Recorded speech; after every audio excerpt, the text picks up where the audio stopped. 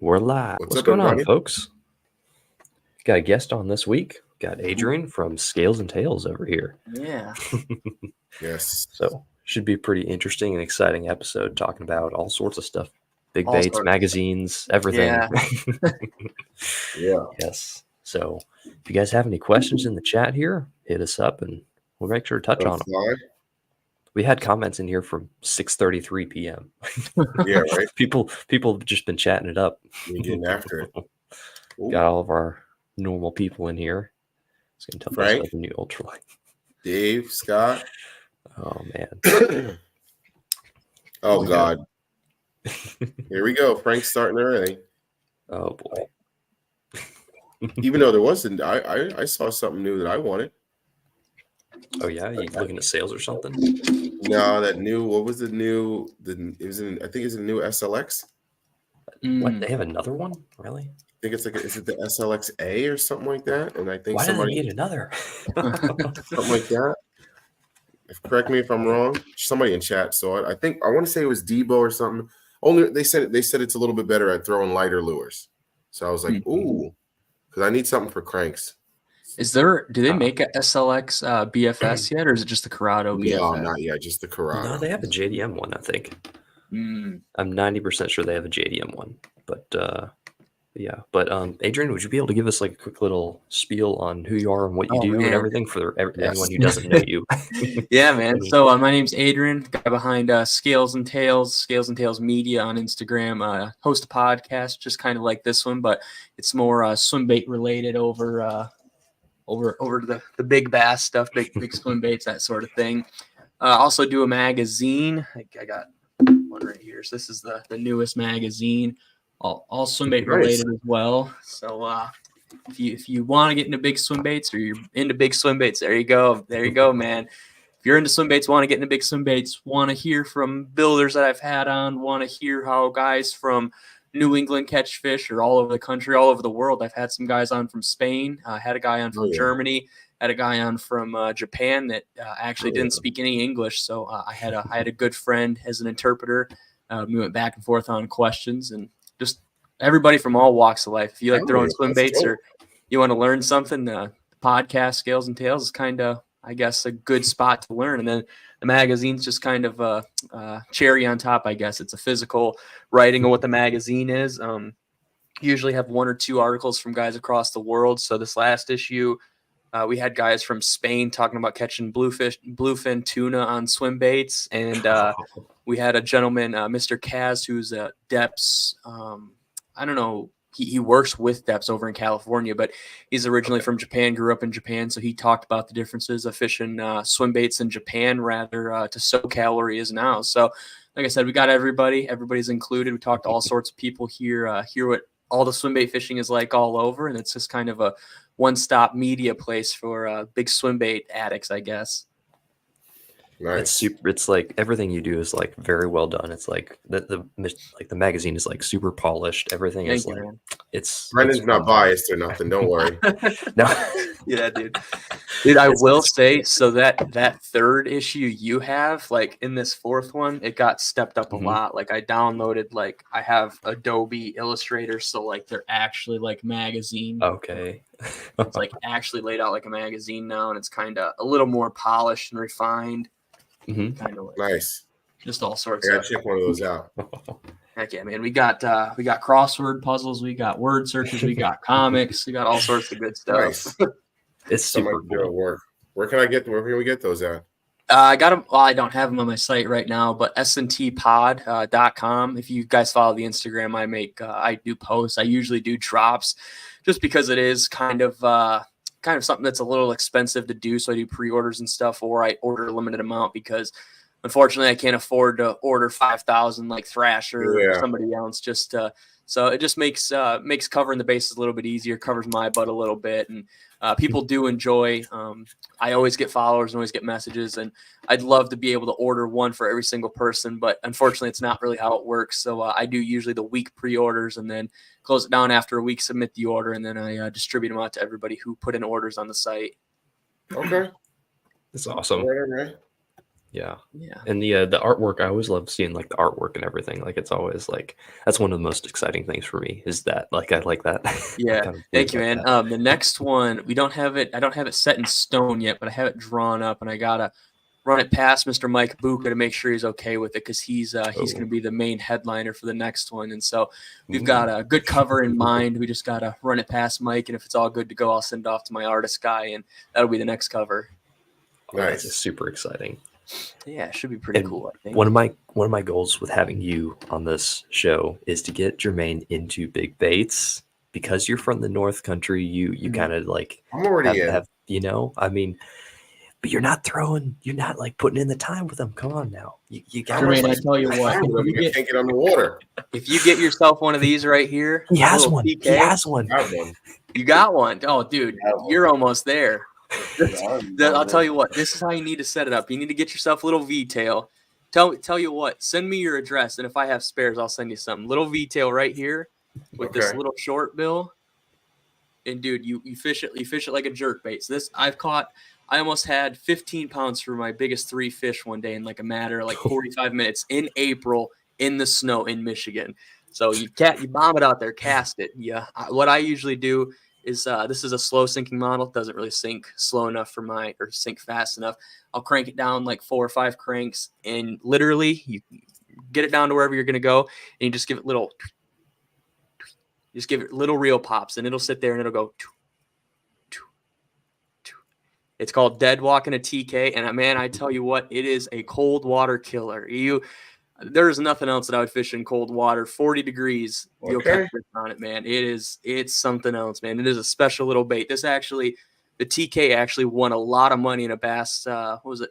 An Elite Open, I think, a couple years ago on the St. Lawrence. It might have been the Classic, wasn't it? Yeah, I don't know. At one point in time during COVID, this was the hardest bait to find because guys on the Elite Series were catching fish on it, and they were talking about it in every single bass article, and you just couldn't find one. I've got a couple of them. I got 2. I think I got like 4 or 5. And then there you go, man. Ooh, that's in the is that the hookup tackle? I don't even know what it is. No, it's a what is that one? I forgot the color. Am I going to get like yelled at for something? beating up the box? Is it like one of those things? Dude, honestly, I have all my boxes like just crammed under my bookshelf. Like Jordans? I need to keep the too. Isn't it like Hasu? Chaos BD. Okay. It's got that like clear top. Yeah. So this one, my camera won't pick it up because it's not that good. This is like some Japanese color. Yeah. Okay. Ooh. I know which one that is. This one, you can't even pick up the color. Like it's so dull. But this one is like called Japanese Smelt. And I've never seen another one like it. My buddy got it off Japan eBay, and he didn't want it anymore, so I bought it. And that's cool. It's a pretty cool bait. So, question for you guys. I got a question for you both. Yeah. I don't have a swim bait rod yet, so I do have a frogging rod, and I know Brendan. I think I know Brendan's response to this. If I put 20-pound big game mono on a frogging rod, I can get away with throwing this thing. I mean, yeah, and I would go mono. Action, but. Yeah, I would go mono just because you do have that stretch where your rod probably isn't as forgiving. So if you can get a little bit of, quote unquote parabolic with your line, I think that'd help you out a lot. Okay. Worst case scenario. That's what it looks like I'm going to end up sending it right now with. Yep. Worst case scenario, you get bites on them and you're losing fish. You know that you can put your money into a $110 Fury rod from Dobbins. Yeah. Like, okay, I know what I'm doing now. Now I have the tools for the job. Exactly. I just have to go out there and cast this thing. Okay. I like the way you put that. Yeah. I just go out and fun fish with it and I lose a bunch of fish. At least I know the damn thing works and I can get built confidence. I mean, I won't lie. I started off with a 6'9" KVD rod back when he was with oh crap, who was he with? Quantum, yeah. I had a Quantum KVD jerkbait rod, 6'9". And I was fishing 2-ounce baits on that thing with 65-pound braid, 2.5 Boo Garcia. It was the next one up from the Black Max. What was that, the Silver Max or something? Yeah. I mean, dude, I started off here. Like I had whatever I had, I wanted to fish. That's how I got into it. And I caught fish on it, lost a lot of fish, but I realized that hey, this is like really effective here because these fish have never seen anything like that. Yeah. And the reason I think about it the most is, once again, going back with that right there, is because no one in my tournament throws. And like, my kayak club is like literally the complete opposite. And I'm not mad at them. It's like it's like real tournaments. You know, you see them Ned rigs, drop shots, paddle tails. They run the tournament, you know, almost every year. And then, like, you know, we get the April, May, where it's like, okay, yeah, tournaments get kids killed on it. Somebody's got the good pattern with the chatterbait, but, you know, majority of the rest of it is either, oh, I got him top water as soon as everything opened up, or I caught him on a Ned rig or a drop shot, you know? Yeah. It's fun, man. Even I haven't gotten to fish this bait yet. I fished it in December, but I wasn't going to catch a fish, and I knew that. But this little thing right here, it's just a Ray Japan. I'm not even going to try to say it, but it's the 125. It's a little, oh gosh, this glare. It's a little paddle tail. And when I say this thing has no movement in the water, it does not move. Like, there is no tail wag whatsoever. And it's a line through, so you can put it on the top or the bottom. And I think if this, for some reason, people don't like this bait, like they sit at tackle shops for a long time.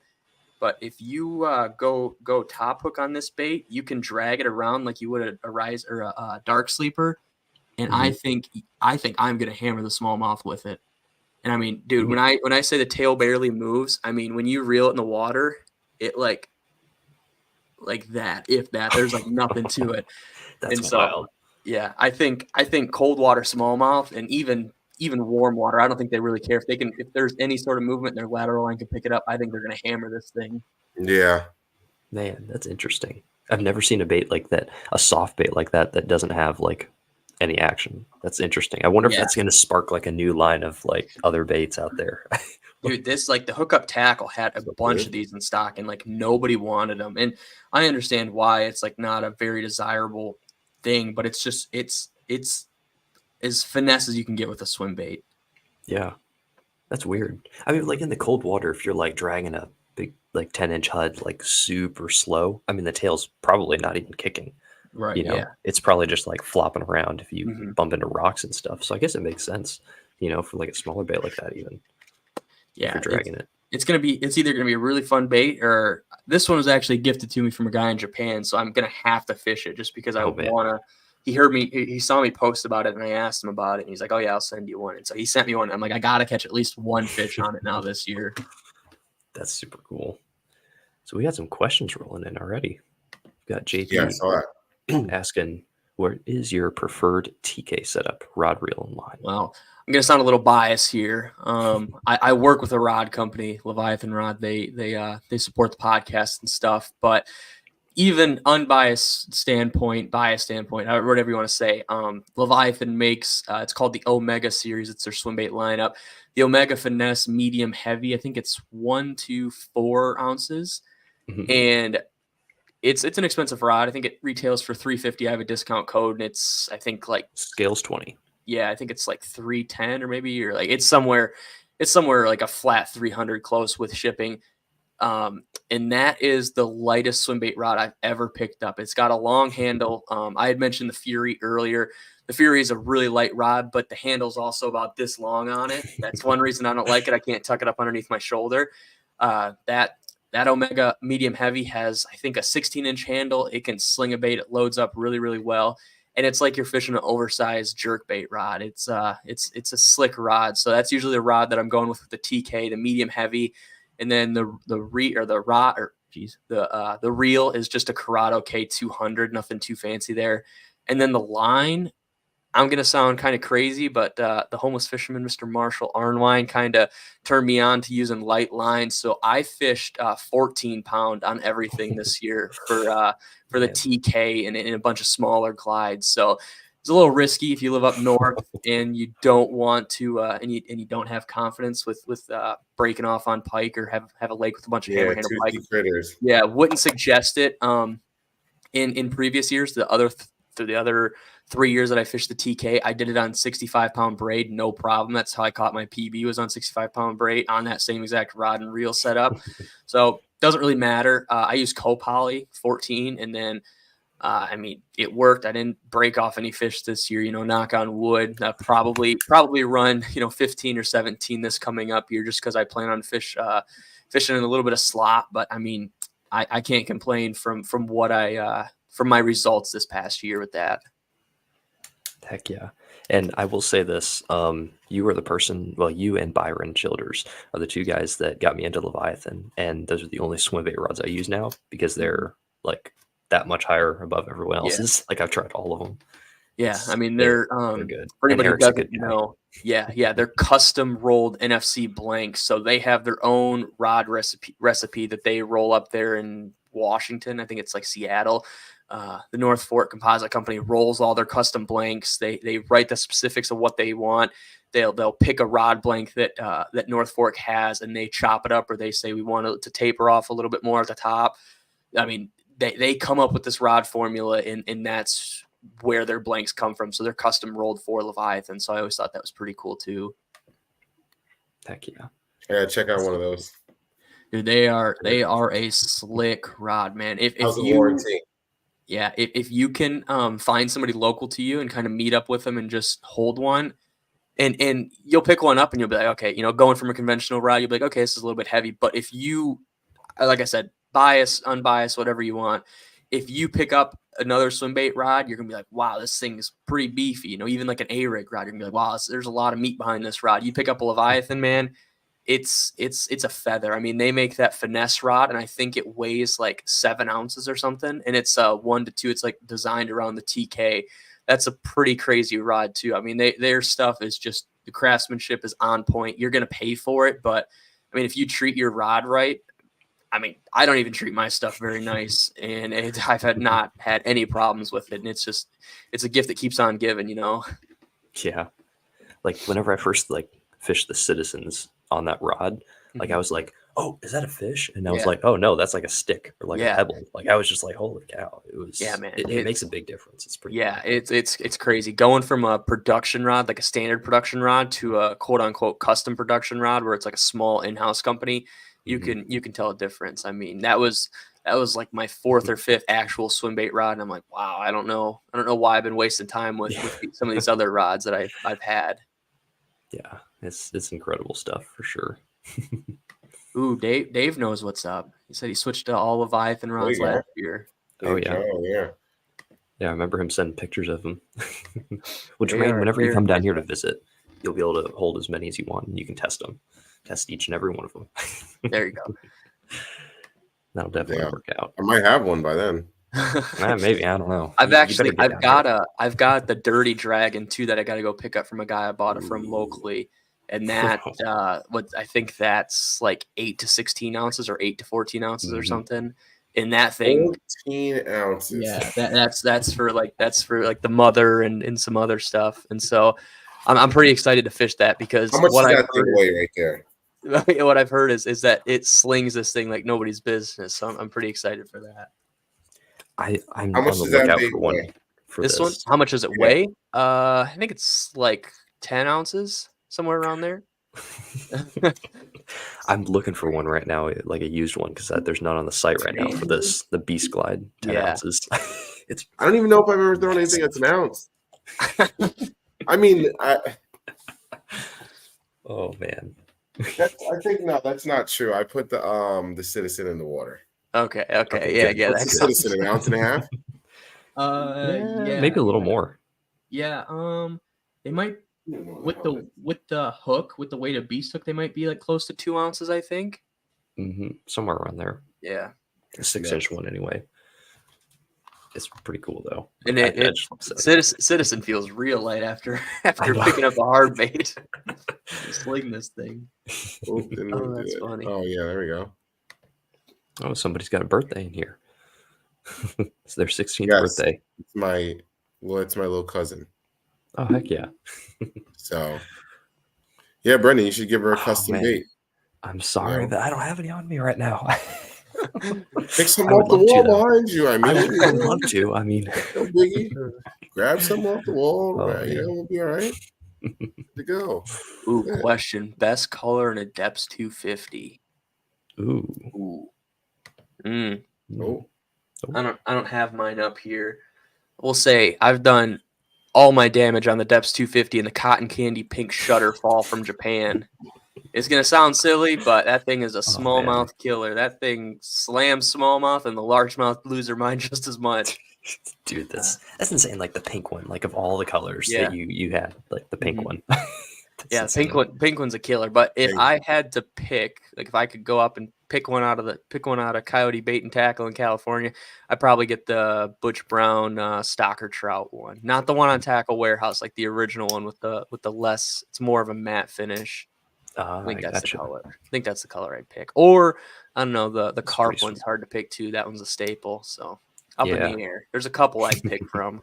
But the pink one hands down is the one that I'm picking every single time if you can find one. They're kind of hard to find and they're a little bit different. There's a ball bearing in the in like the breast panel of it that kind of has it Mhm. shimmy like a Senko, which is a pretty cool feature that I think is the reason I've caught quite a few fish on it. Yeah, I've never found one of those. Like I've been like looking for them. Like I'm like every time I go on like Swim Bait Universe or Mhm. Swim Bait Underground, I'm like, all right, is there any here today? I'm like Yeah, looking for them. I've It's bought so different. I've bought the only two I've ever seen. Oh man. Try speed cranking it. I bet that would be fun. 10-ounce speed cranking like the Ballum. Ballum's a pretty fun Ooh. bait. Ballum 300. I haven't fished the 245. I want to fish the 245. I think that'd be really fun. But that Ballum 300 is really fun too. I think I'm going to be getting another one just because I've kind of found some spots that I think it would be very efficient to fish.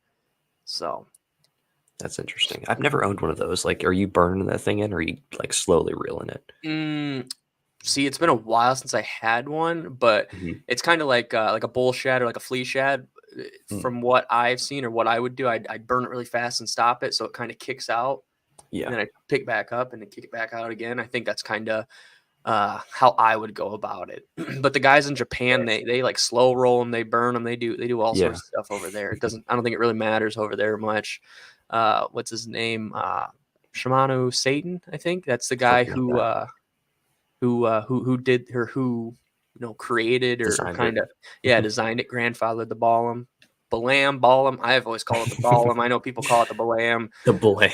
The Balam, I don't know. I just don't say the Balam 300, but it's a really cool bait, and they came out with that 245 size, and I want to say that big Japanese tackle show a couple weeks ago, they came out with another size. I don't know if it was the 350 Ooh, or if it man. was. I think it was 350, and then they also there was pictures floating around of a Depths 300, and It's slide swimmer. yeah, Yeah, I I saw it on saw one it. person's story and I screenshotted it, and then I could not find anything about it again. Then somebody posted about it in Swimbait Universe, and I screenshotted it again so I would never lose it.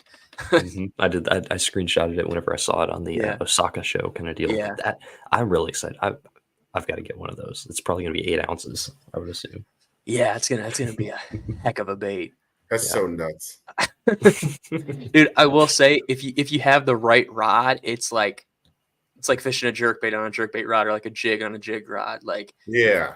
the rod does all the work. You just gotta. I will say, been swimbait fishing for like 6-7 years now. I went muskie fishing on Lake St. Clair in October, and I was fishing like a big old 16-inch rubber bait, like as big as my hand.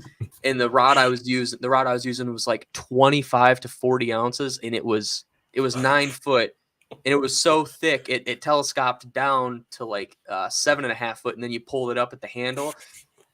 That's the first time I've ever fished all day, even fishing like the mother big 10-ounce bait, and waking up the next morning and being sore because the rod was doing no work at all. I was doing all the casting. That was Jesus. brutal, man. Yeah. That's insane. You know what I'd love seeing in Japan is those videos, those guys throwing it, and they throw the ball right up close to the rock, and they burn it in, they're burning it, and they're burning it, and then they get a fish, and then they do like the 8-trap. Yeah, the 8-trap. Yeah. And then they hook into it, and they're like, or Yeah, whatever. yeah. Like, it's like, it brings me so much joy. It's like the coolest thing ever. I love watching that. Like, I want to go there so bad. The Grow Design Works guys have been getting a lot of 8-traps lately on their videos. You always, at least like once a week, you're seeing a guy post an 8-trap video in Japan on the on either the 255 or the 175. It's Those so big cool. baits make big, yeah, they do make very large splashes. I will say fishing the mother on the paddleboard is extremely hard. Marshall makes it look easy, but coming from a guy who isn't a seasoned vet at throwing the mother or fishing off the paddleboard too much, it's a challenge, that's for sure. That's interesting. I love watching him like throw it right under a dock, and I'm like, holy Yeah. cow, how is he doing that? Like, I'm like, golly, he's Yeah, just put in the time. That's the definition of putting it where everybody else isn't gonna. Nobody's casting a $400 bait underneath a dock with cables under it. That's for sure. Yeah, Man, so you got to catch them.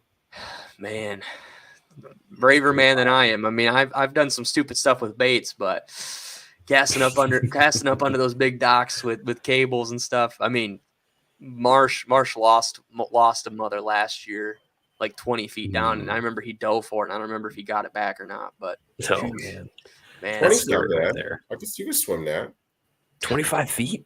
It's a long ways. I mean, down. I'm just down, yeah. That's not bad.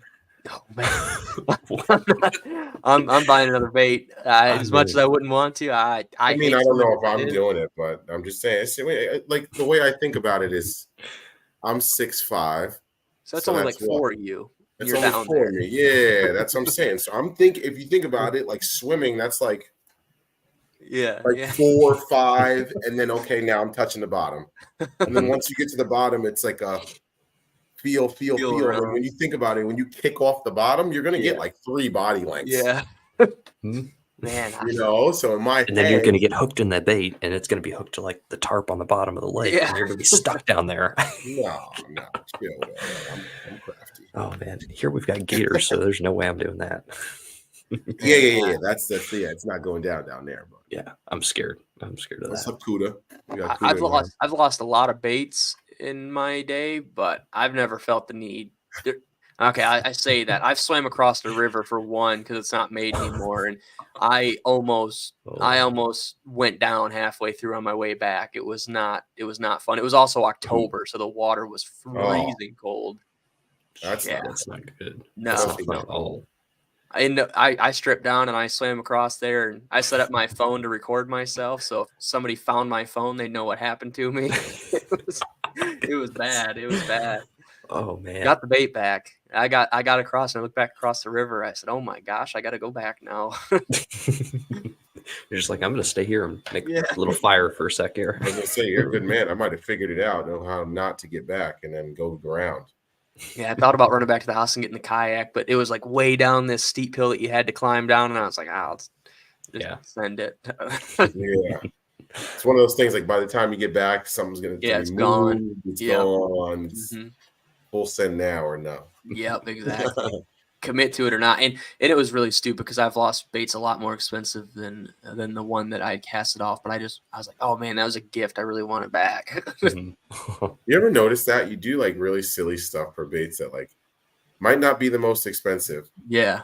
Like, like you'll have a more expensive bait and you'll get it cut up in some rocks and you'll just be like, Yeah. But that like $6 lure that, your boy gave you that like you caught 3 fish on and sides rubbed off on it and the hooks are dull and you're it's almost done anyway. But you're like, it's got the mojo. I'm going in. Here we go. It's so funny how that works. Yeah, man. It's there's one bait.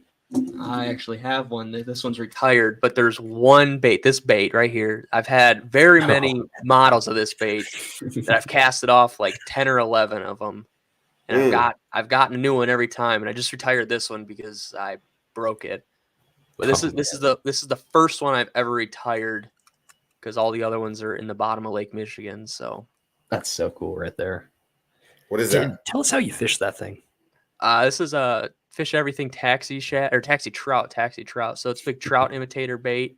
I'm sure some of the guys who know the swim bait stuff in the chat probably already know about this bait, but trout glide, kind of like the 250, kind of like the mother. I fish it a very unconventional way. If the maker of this bait heard me advertising the way I fish it, he'd probably be pretty upset because I don't fish it right. But I fish it very fast, very erratic. So it shoots side to side really quick. And sometimes like when I fish it too fast, it'll nose up, kind of sit up on top of the water. And my Lake Michigan fish, they just don't even care. They lose their mind about it. They don't care how it's swimming. If it's this bait, they're going to eat it. I've been fishing this bait for like 5 years now, and Oh man. If they see this thing, they know it's time to eat it. That's just all it is, man. It catches a lot of fish, and I've caught a lot And you of catch fish. smallies on that thing? Yeah, yep. Smallies, largemouth, usually largemouth with this one. He makes a shad one that I caught a really fat smallmouth on this year. But if I'm fishing Lake Michigan, 90% of the time it's always largemouth on the rocks that come up and eat it.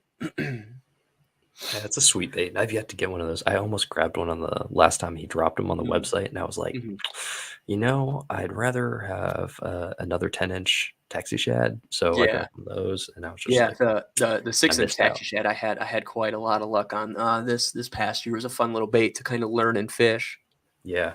This one right here, this little tiny guy, this thing right here gets bit. Is that the herring? The herring. Yeah, Dude, it's that's a so sweet one tight. too. It's like a flat-sided crankbait, but it's like a Mhm. glide bait. It's like super tight, and you can feel it in your rod, and it glides out insanely wide. I was really impressed with this thing. Huh. That thing right there gets bit. Yeah, that You want is. to talk about chewed? Yeah. I don't caught know. like 10 3-pounders on the dang thing. I mean, nothing massive, but it just gets bit by like good sized fish. Yeah, unfortunately, I don't have any of How my much that thing weigh, Brendan? world class. Like an ounce, maybe. Ounce and a half. So It's I need to pretty get one small. of those things then. I tell you Yeah, what, I mean, they're good. this little thing right here, I don't know. This little thing right here, I am so excited to fish this thing this year. Oh yeah, the shad. The little Gracely bait shat. I'm sorry if my camera work is very shoddy. I'm not used to working on a camera like this. And then he makes the little bluegill too. That's the one I was telling Jermaine about. He needs to get one of those. Yeah, dude, this is a fun little bait. I've caught a lot of looks fish on good. this. A lot of smallmouth on this thing. I mean, it's tiny. You could fish this on realistically like a jerkbait rod, and it'd probably fish really, really good. Yeah, or like a deep crankbait rod. I mean, anything that has a bend to it. Mm-hmm. I mean, it should be Yeah, able to throw it. Is Adrian from Michigan or Wisconsin? I'm from Michigan. Never been to Wisconsin. I've only passed through it. Tim says, Yeah, I might as well feel be you. 100 feet down. Once you Going get down straight down there, is progressively difficult the deeper you go. Yeah, I You got to agree. think about the pressure too. That's a lot of pressure on your ears and head and everything. That would be Jermaine hurting. could do it. He already said he could. That's only like I'm 4 good. him. All right. He's All right, committed. I'm committed. Jermaine, let's do it. I'll throw a bait in the water whenever we No. go fish. If I lose a And you're gonna $300 lure, I'm going to figure it out. I'll tell you that much. I will right? say, I would feel more comfortable swimming down 20 foot, like up here where I could see bottom and I can see Yes. that bait, and I Yeah, can yeah. make a picture. Have an idea what it looks Oh, like. if it was 20 feet and I could see it, I'm going. Yeah, 110%. exactly. But I'm if going. it's like what's that, JB Wellington or whatever lake that's doing really good in Texas? If it's like that, like just absolute chocolate milk. Oh no! That's a No whole different way. story. Ain't I'm no chocolate way. milk. Ain't I'm no gonna way. cry. That's all of my legs Cry. 100% of the time. Yeah, no, I'm not. No, we're But if we're it's like having a 21 feet and I gun could salute. see it, if I could see it, I'm going. Yeah. Oh yeah, it's game time 110%. if I can see it. Yeah, that's like any lake. If the water's warm enough that I'm not gonna die, and I can see the bait, it's over. So I'm going. I got to be in the mindset though too. Like if I wake That up is true. and okay, if I feel you on that. if I'm catching fish on this bait, I have 2-3 fish in an hour on this bait, and I cast it off and I can see it.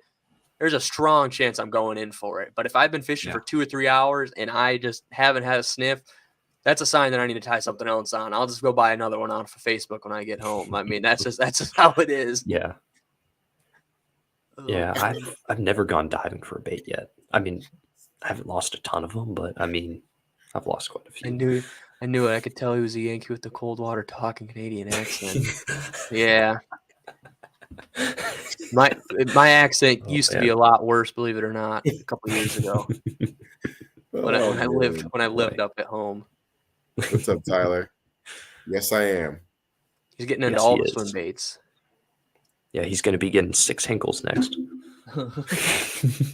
No, I'm gonna fish. I mean, this would be another good one for you. I'm gonna get yelled at if I say that. I'm gonna fish the little Hey, wood, well, not the wood one, but the resin one. Oh yeah, the cheat code. Cheat code, dude. This thing, if you like fishing a chatterbait, this is like a chatterbait. Like it's not very big, and it's fun. It flat out catches fish. Yeah, I mean, I've seen a lot of good fish caught on those little Yeah, tiny that's how I guys. feel you on that. Who's that? Dustin. If I lose one, I'm gonna be hurt. Dude, at one point in time, when I moved down to where I'm at now, I was only buying S waivers because I was fishing them in the river, and I knew I'd lose 2 or 3 a week, and it was just like, it sucks. I've actually, the first one I ever took out of the package when I moved down here, I still have it. Hold on, let me see if I can find it real quick. Oh, man. I don't even have that many big baits. Like, I think all my big baits are in here. This is I got the Citizen, some Traces, Mag Draft, Call Shad, and then The one that I sent you as well. that's the big one you sent me. This is a box of random stuff. I don't think I've ever been so excited to get a bait in the water more than the Hangover because of all the talk. Yeah. This is one I'm pretty excited for in the river. Little mini slammer. Ooh. Yeah. Hammer some smallies on that. I've never owned a slammer. I need to get one though, because everyone's like says they're like amazing, especially the older guys. Look at this. Random find in the swim bait box. Big old 16-inch curly tail worm. Is that the cream culprit? Yeah, this is just my random swim bait stuff that isn't in my paddleboard box in my car. Oh man.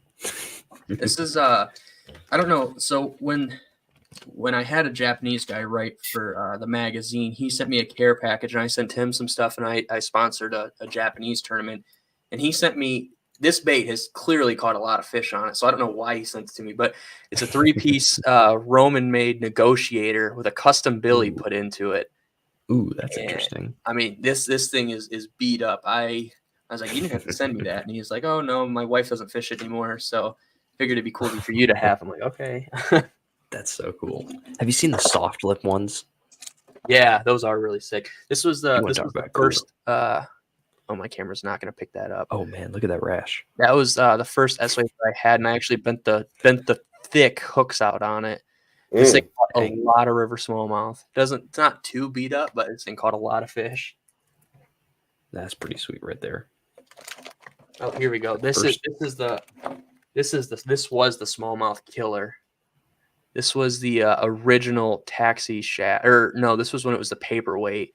Oh man, the one I wish you could pick up all the hook really broken. You used to have a tail piece there, right? Like a nice broken. Yeah. I bashed it off a bridge piling twice. I super glued it. I swam and caught the piece, and then well, no, actually, funny story. The day I broke my PB in April 2 years ago on the TK, I originally started fishing with this, and I was on the back of my buddy's bass boat. I've only fished out of a bass boat probably like 10 times in my life. So I wound up with that Leviathan medium heavy, and he has power poles on the back, and I bashed this bait on the power poles. And so I netted all the pieces. I came home, I super glued and baking soda it together. Lasted me all summer, caught a bunch of fish on it, never pulled apart because it broke like right at the hook hanger. Never lost any fish, never fell apart. And then I was casting at the bridge piling right by my apartment, and I bashed it off the bridge, and I saw the piece float away. Is my water clear year round? So when I say home, I'm referring to 2 hours up north. That's where I grew up fishing. That's like where I do majority of my fishing. Up at home on Lake Michigan, it is like clear 80% of the time. The only time it's not clear is in the fall and late fall, early spring when Lake Michigan flips. So the lower water goes on the top water goes on the bottom. And it'll get kind of cloudy there. And then in the spring, when it does the same thing, it's slightly cloudy. It's like 3-foot viz.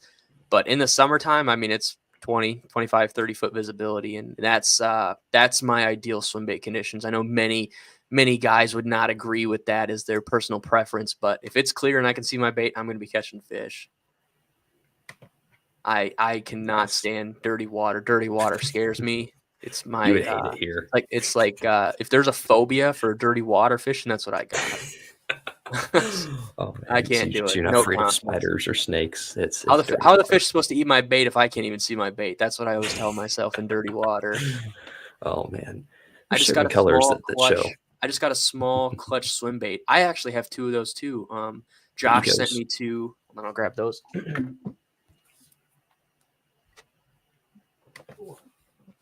Ugin Slayer. The Eco. Oh yeah. Yeah, so I've got 2 of these. I'll fish them quite a bit. I'm pretty sure they're kind of another fast twitch glide bait, and that's kind of my specialty. So I'll definitely probably catch fish on it. Heck yeah.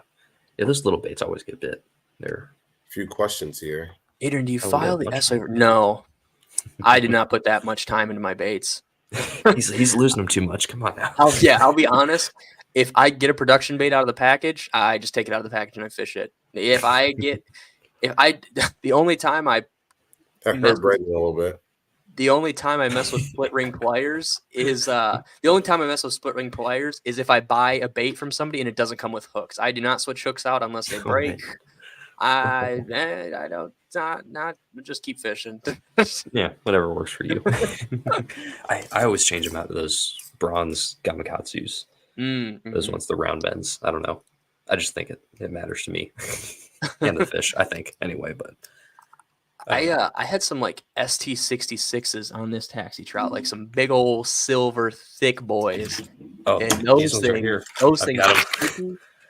Yeah, The dude. thick Those things ones. were sticky and they were thick and they did not give me any problems ever. The ones that come on the Depths 250s, I think. Isn't that it?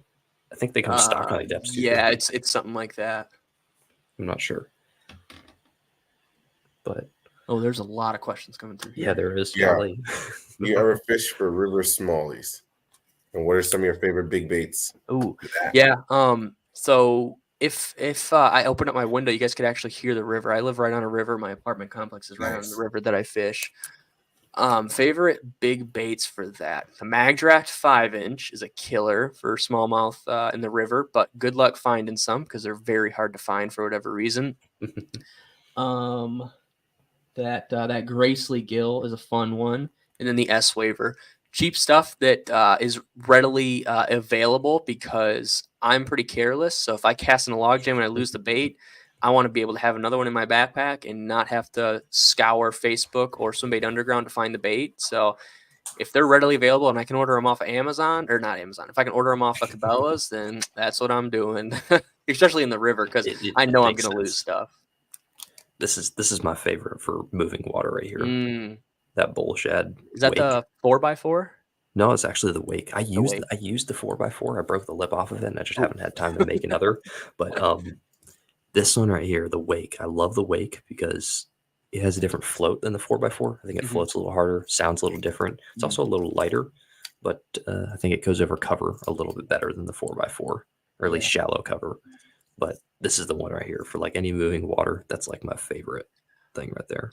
I will say if you can walk your river, the throwback now the cheat code, the little wake bait, it's very, very small. If you can walk your river, I'll walk dead in the middle of the river and I'll cast this thing into breaks behind trees or like boulders and stuff. And a 10-inch smallie will try to eat this thing. I mean, it's absolutely insane with what you see going on with some of those like smaller big baits. Yeah, that's so cool. That's wild that like some of those fish I've caught like that actually like, go after some of the big baits. Like the biggest fish I've caught on the Ghost is 2 pounds. Oh my god! And when I got it in, I was like, "Is there grass on this thing?" I'm like, "What the heck is going on?" And I get him in, and he's like just sitting there on the bait, and I was like, "What are you doing?"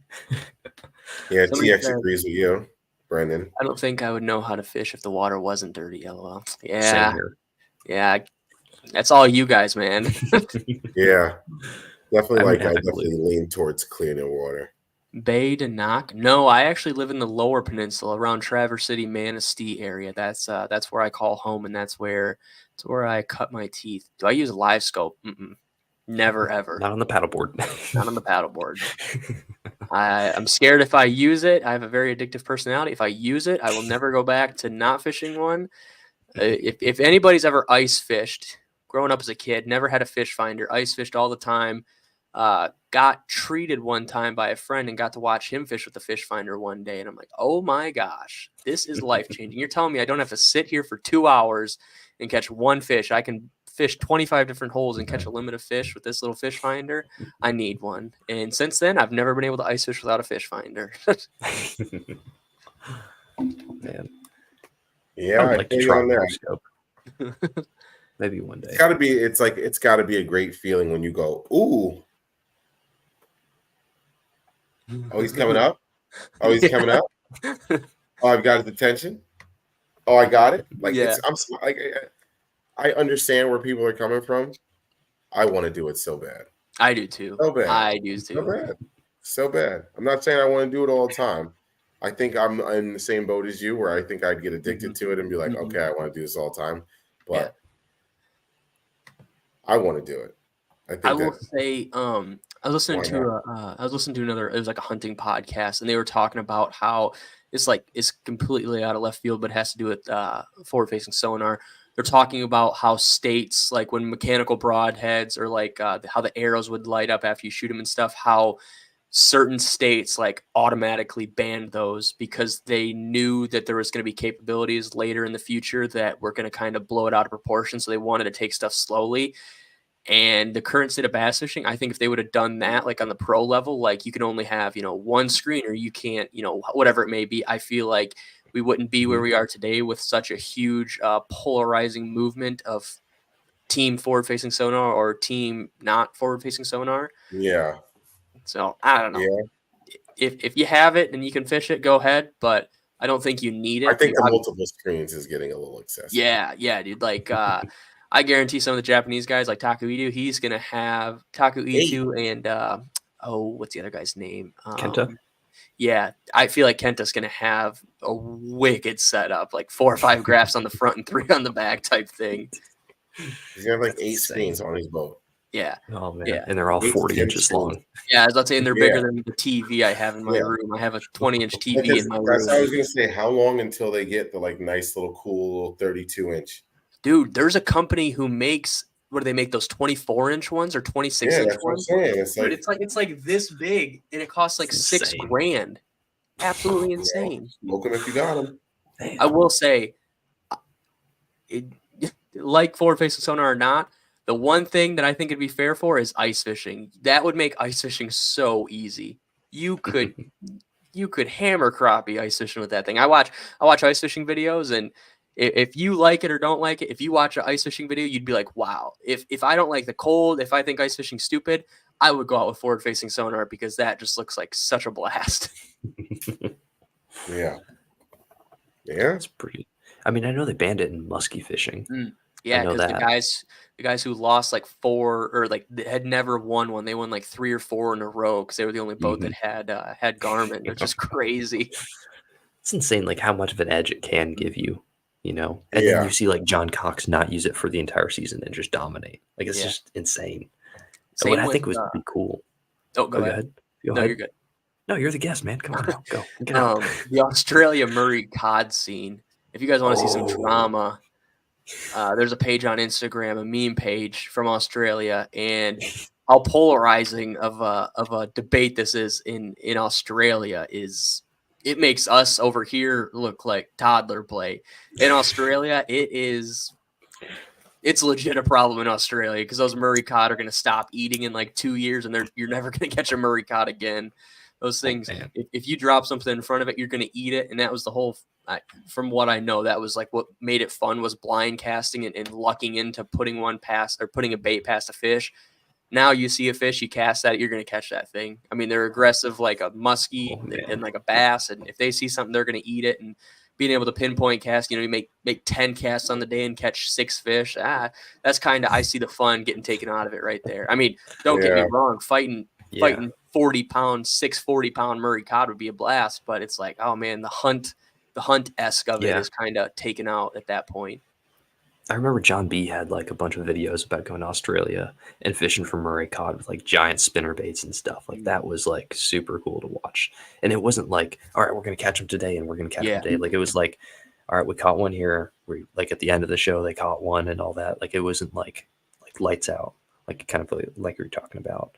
And they caught a bunch of other species, which is interesting. But it would be cool if they limited like forward-facing sonar to like use it. You have 5 hours of time throughout the entire 3-day tournament and in practice or whatever, that you can choose what time you get to use it in, but you only have 5 hours of time to use it or something. I think that's good. So that way, I like that. That way the companies still put money into it because if you ban it, the companies you're going to lose funding. It's pretty obvious that Yeah. Garmin, Hummingbird. And at the end of the day, I all think them. that one thing that's real corny about it is like, it's not fun to see 25 boats in the same hole. Yeah. Mhm. Unless you're Scott I don't Martin. care. It's not fun. It's not fun. So like, for everyone to know that, okay, well, there's the 3 8-pounders in the lake. Let's go sit over on their heads and try. One of us got to catch them. Yeah. Like Somebody said, what's the goby situation like on Lake Michigan? We had that starred. Uh, Let's see. Here we go. It's good. Coming from a smallmouth fishing perspective, it's good. Business is booming. The smallmouth or the gobies are a delicious treat for smallmouth, largemouth, and lake trout alike. Funny story. Lake trout are commonly known as greaser fish. Their meat's usually pretty greasy, kind of white, because they eat these. It's kind of like an American shad. It's like it's called an alewife. It's kind of like the same thing, just a greasy little bait fish.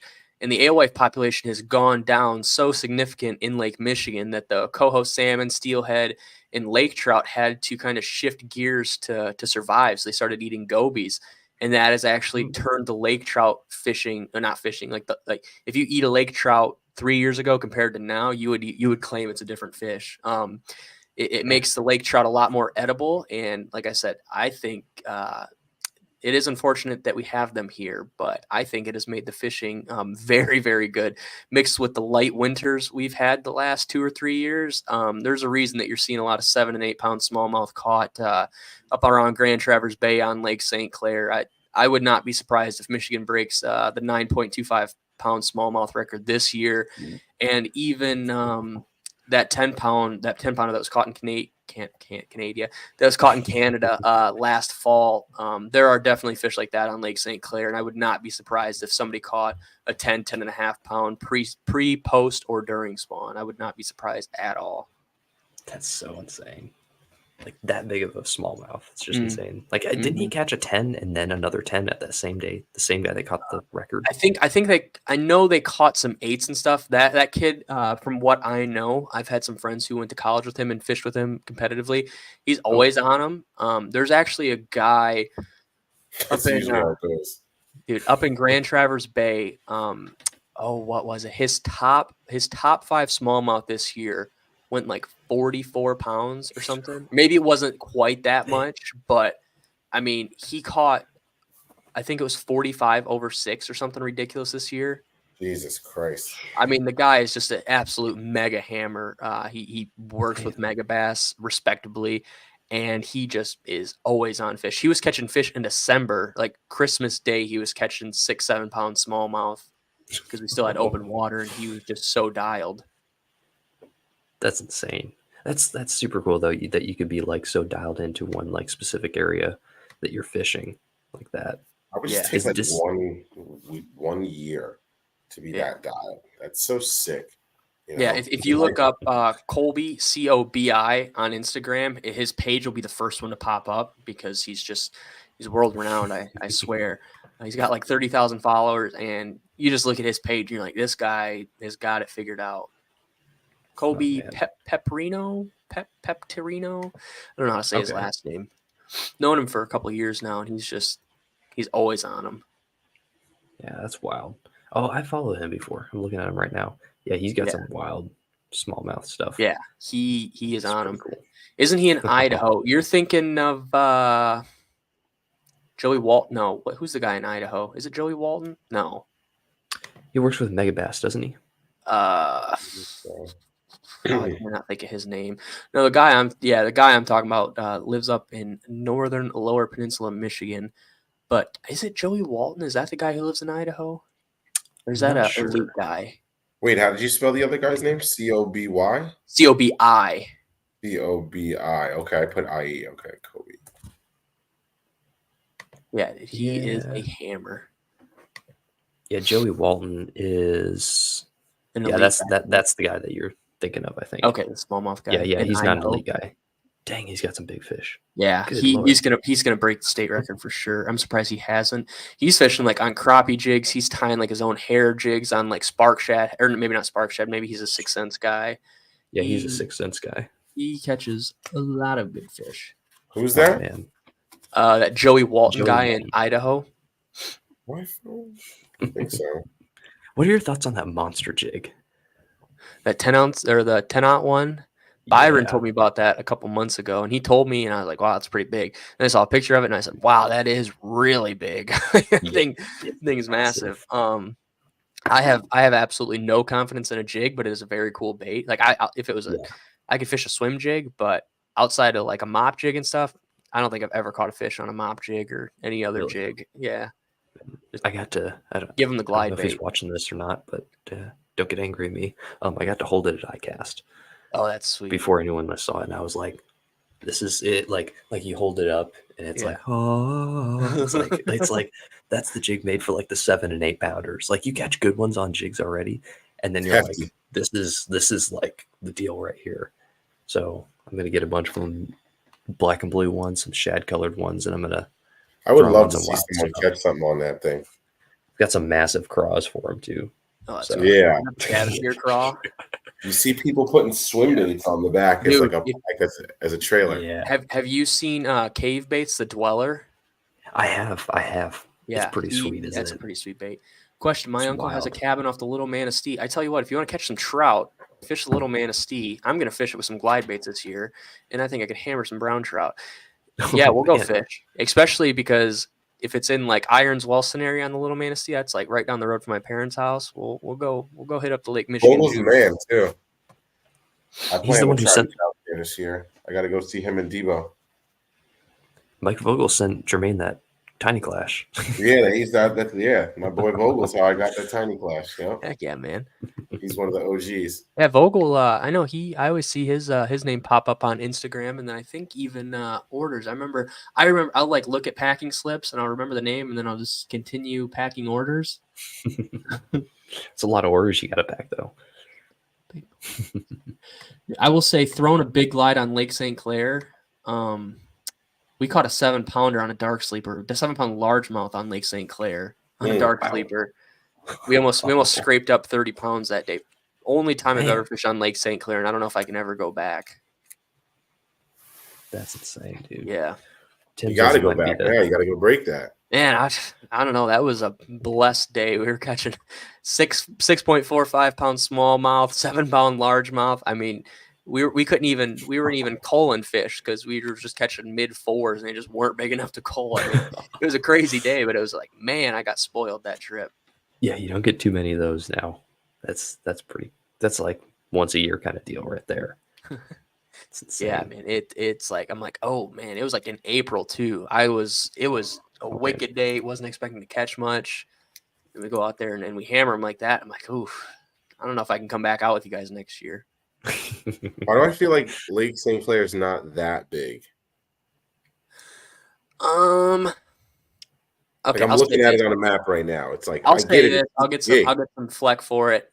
I was underwhelmed when we went out there. Like I went out there in musky fish, like I said, in October, and we ran across to Canada, and it was like a 30-minute boat ride, and I was like, okay, I mean, it's a big lake, but the problem is like there's not much. I mean, it's all sand. So if you find like one boulder out in the middle, there's a good chance it holds smallmouth, or a weed patch. I mean, there's a good chance that it holds fish. And so like in hindsight, it's not huge, but like if you can, the hard thing I think out there is like finding fish and staying on fish like overnight, like when the elites go out there and stuff, just because those fish have no reason to stick on this boulder. Like, oh, there's a boulder 400 feet to the east. We're going to go chill on that boulder day. Good luck finding us, especially before forward-facing sonar. Like, you had to work for that. But now, like, with all the graphing units and forward-facing sonar, it's made it a lot easier. But I feel like that's why it's so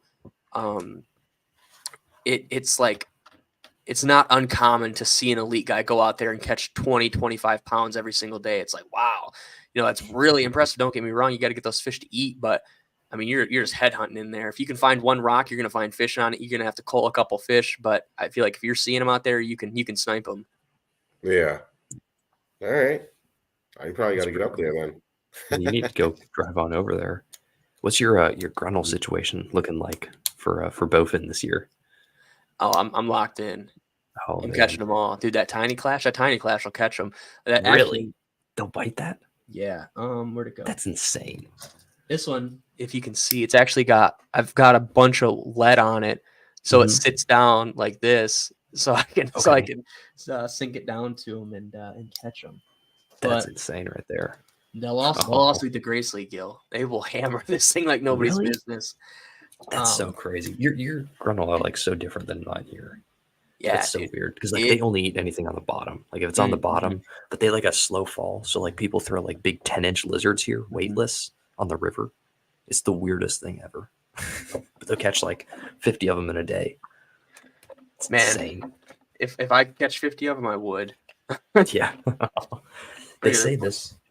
This is a prototype that never got made. Is that a Trucha? What is it? No, Or is that Vicks? it's a fish everything bait. Vic made that. Look at that. That's wild. Back, this is an old bait. Oh man, that's big. That's really big. Yeah, it's really big. It's really big. I took it when I went and visited Victor a couple years ago. I took it because it was sitting in a box. I'm like, "Can I have this?" He's like, "Yeah." I'm like, "I'm gonna get it to swim good." He's like, "No, you're not. It doesn't swim good." I'm like, okay, well, it's just gonna sit in a box to never be touched ever again. That's pretty cool. I remember I was scrolling through his Instagram one time, and I saw he had this massive trout. Like it had to have been 13, 14 inches. Yep. And I like sent him a message, and I was like, "What the heck happened to this? Why did you make this?" And he's like, "Didn't need it." Yeah. There's like 4 or 5 floating around out there, and I tried to talk him into it, and he's like, "No, you don't need this. You catch fish on the 10-inch one." I was like, "Yeah, but I bet you could catch fish on the 14-inch one too." And he's like, "No, I'm not giving you one." He wouldn't even sell me one. And so I never got to have one. Man. But that is probably one of my dream baits because I think I could catch fish on Lake Michigan. Just watch you catch like 4-pound smallies on the dang thing, just walking it across the surface, burning it. Somebody said Tiny Clash is the crap. I would agree with that. Tiny Clash is a very fun bait. Oh, yeah. It is very fun. Would agree. Tiny Clash. I don't know, man. The K9's kind of starting to get. I haven't caught a fish on it yet because I just started fishing it in like November. But it's a fun bait. So fun. It's a big glide bait. Dude, I have this one right here. This one right here I had to repaint. I don't know if you can see all the rash through there. Yeah. Dude, this thing literally got down to the plastic and it started eating through the plastic. And I was like, well, I better stop on this. So I started sanding it down and tried to fix it because I don't want this thing to like, get all waterlogged. I got the wrong way. I got the Spectre.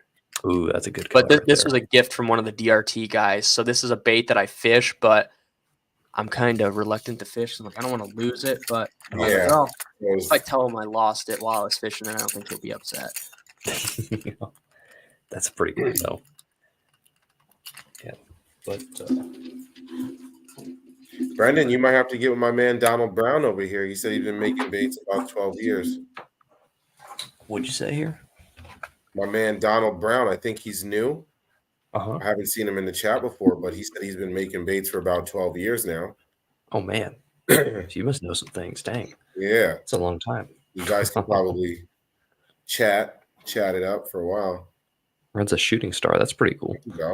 90%. Hit me up on Instagram. Huge, giant, and flat. Yeah.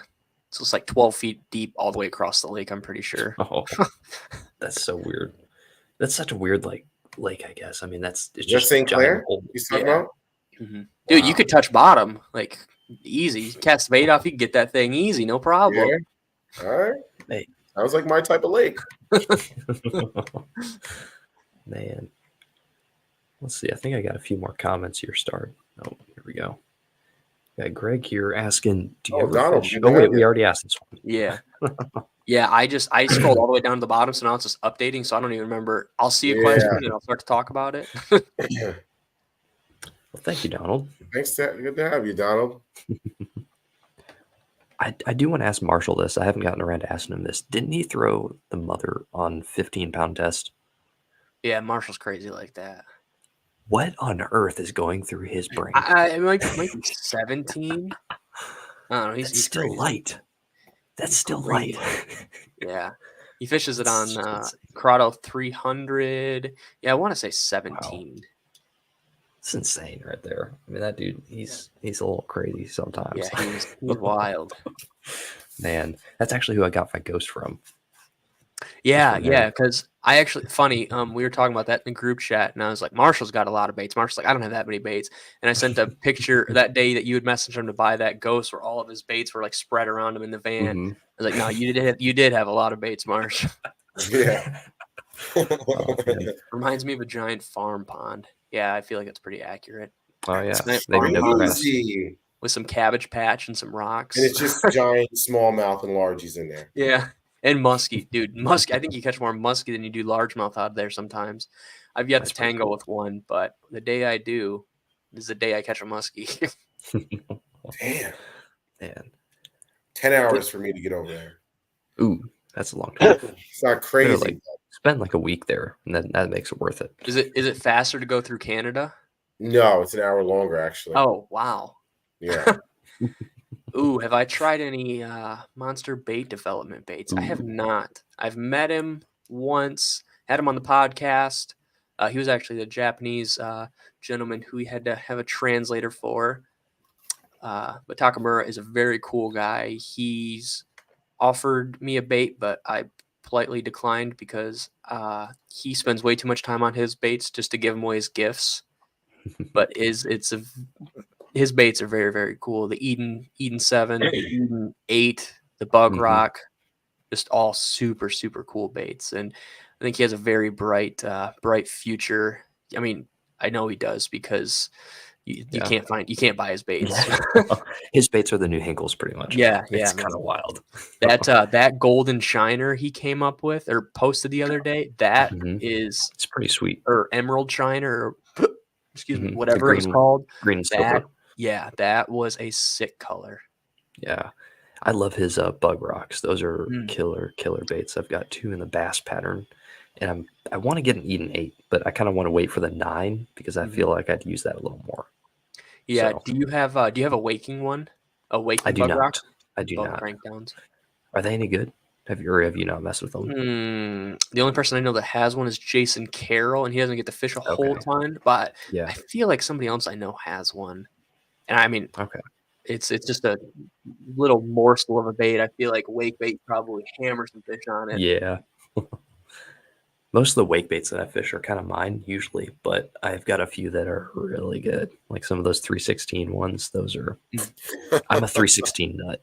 I don't know if you know, like most of the baits back here, workhorses and 316s. They're like my favorites. You guys are influencing. I gotta be Dustin packing over glides here. and buying more.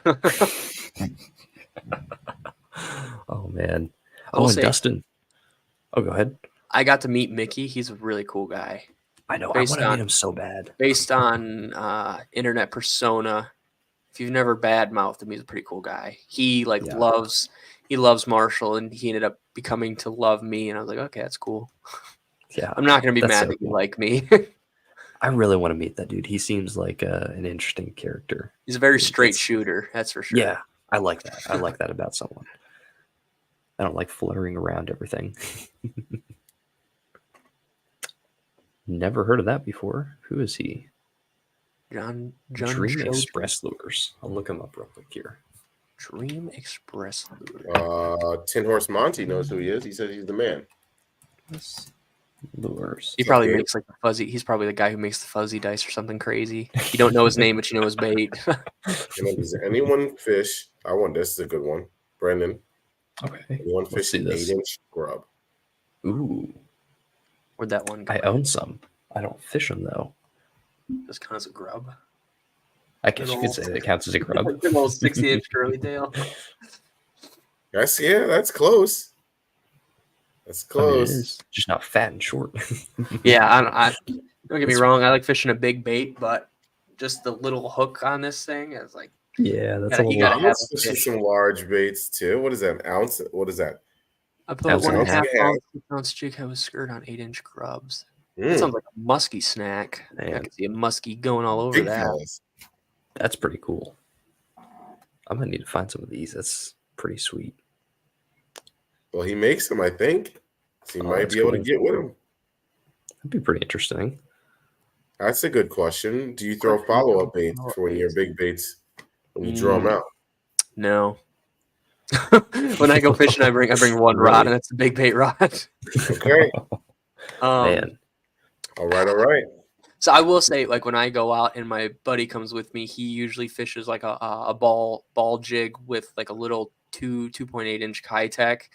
And if I have fish follow up and they turn around and start to swim away, there's a good chance that he'll cast and just drag it along the bottom, and those fish will just go pick it up as a consolation prize. So he catches a lot of big smallmouth that'll follow in my glides that they don't eat. He caught, I think, like a 22.5 inch smallmouth this year doing that, and I was like, oh man, I'm just gonna keep fishing this glide bait. Yeah, that's more fun than fishing a jig. I mean, you can't even feel that tiny little thing down there anyway. It's just like you've got your line down there, and you just I can't stand that right there. So before we wrap it up here, I want to ask you, what are your plans for 2024 and some goals maybe? That's a good Anything question. you got going?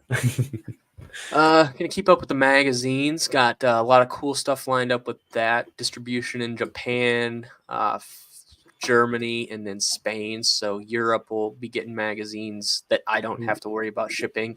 They'll just get printed there as well as Japan. So Nice. usually I send stuff to the DRT guys, the Depths guys, and quite a few other guys. So that'll take a little stress off my plate. I don't have to worry about internationally shipping stuff. So Europe and Japan will have access to the magazines, which I think is super, super cool.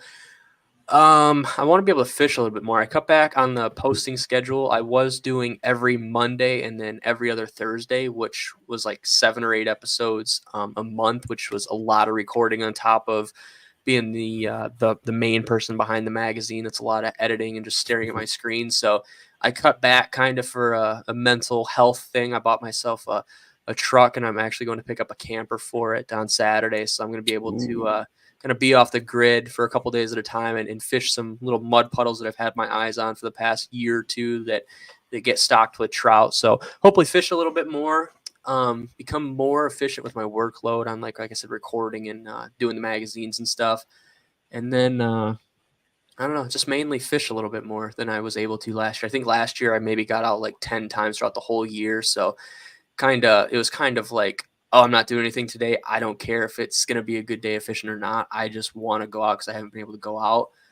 And I guess just continue to grow the podcast to show it off to people, continue to grow the Instagram and stuff. And I think that's about everything, man. I don't know. That's I awesome. always try to write goals down, and then I did really good on my 2023 goals as far as like growing the podcast and stuff. But then I was like, well, there's more to life than just hosting a podcast and making a magazine. Like I want to be able to go out, because I only have 10 stories to tell. So if I tell the same 10 stories on the podcast, people are going to start getting upset. So I better go out and get some new experiences for myself. So that's kind of what I'm going for, I think, this year. That's super cool. If you ever make your way down here, you let me know. We'll fish some dirty water, and you can be paranoid the entire time. Yeah, you can hold my hand and tell me where to cast and where the fish are going to be. Oh man, we can rope some gators too if you want. Yeah, there we go. It'll be fun.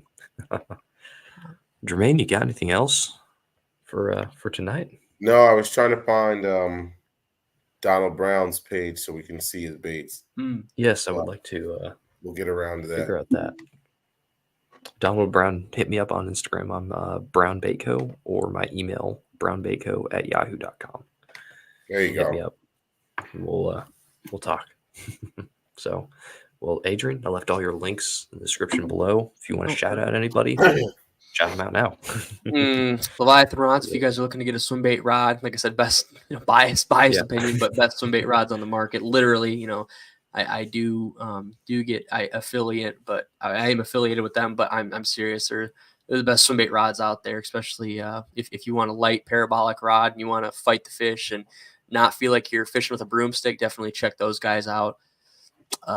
Marshall, the homeless fisherman. I'm sure people are aware of him. He's a homie. He's the kind of him and Phoenix Pickner, the two guys that I bounce all my crazy ideas off of. They're the two Scales and Tails executive. I guess they're just my boys, and I guess that's about everything. I think Barefoot Menace.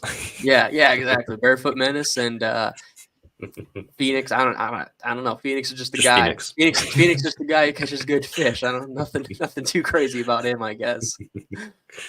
Oh man. Well, thank you, man, for hopping on. It was fun. Yes, appreciate you. Thank you guys for Yeah. having me on. It was fun to talk. It's kind of fun to see faces and show baits and see a live chat. I think this is something that I kind of maybe that's my goal for 2024 is to do a live a quote unquote live podcast. Like Once a do one month every or month something. or something, Yeah, like on the yeah, exactly. Patreon. Yeah, Once a Be month cool. to we'll just so interact. people can see my beautiful face and kind of there's people who have no idea what I look like, or even there's people who think there's like 10 people who run Scales and Tails and it's just me, and they're like, oh, I had no idea, I don't even know your name. And I'm like, oh yeah, I do a very bad job of putting myself in the spotlight because I don't feel like I need to. But We yeah, get your face I on the think that's, magazine. yeah, exactly. That's going to be the other goal, I think, is to be more in the moment, I guess, go live and stuff like that, I think, too. Heck yeah. It's fun, brother. It's definitely fun. Yeah, man. Definitely. It's really It's cool like to it see. becomes something you look forward to, Mhm. I'll be the first one to say I had a little bit of a rougher day at work today, and I came in the house and I started smiling. I was like, you know what? I get to go chat with the gang tonight. Yeah, dude. It's gonna talk Yeah. some fishing, so it's kind of nice. Yeah, Kinda it's a fun change of pace. Like I said, getting to see people's faces and talking and getting to get questions shot at you. You never know where the conversation's going to go, and you don't get stuck. I find myself getting stuck with like the same handful of questions, so I try to switch it up. But now it's whatever. If somebody has a question and we see it, we just go on a tangent about that, and I think that's super cool. So, like I said, I Yeah, definitely think that's Definitely. something I'm going to have to implement into the Scales and Tails upload schedule. definitely. Nice. Well, thank y'all for hopping on. Thank you, everybody who's watched this. I left all his links in the description below. So if you guys want to go check him out, the podcast, eventually the magazines whenever they drop or do a pre-order next and all that. Yes. So thank y'all. Catch y'all next week. Jermaine, do we have a guest next week? I I don't know. I don't know. I can't remember. I don't I'm know. less We'll figure it organized out. than last month, but We'll yeah, figure we'll it get out. right. Till next time, y'all. See y'all. Peace.